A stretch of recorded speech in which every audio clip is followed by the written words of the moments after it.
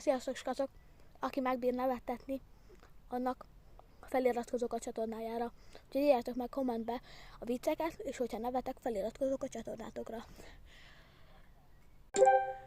Valószínűleg mindenkinek a csatornájára fel fogok iratkozni, mert amúgy én nagyon sok viccen nevetek.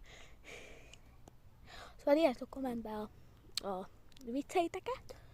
Ha nevetek, akkor feliratkozok, ha nem, akkor megírok nektek egy választ.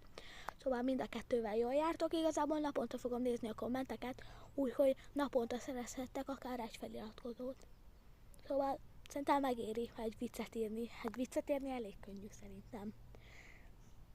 Egy feliratkozásért megéri, most nem? Vagy nem? Én nem tudom. Sajnos nekem nincs sok feliratkozóm, mert nincs.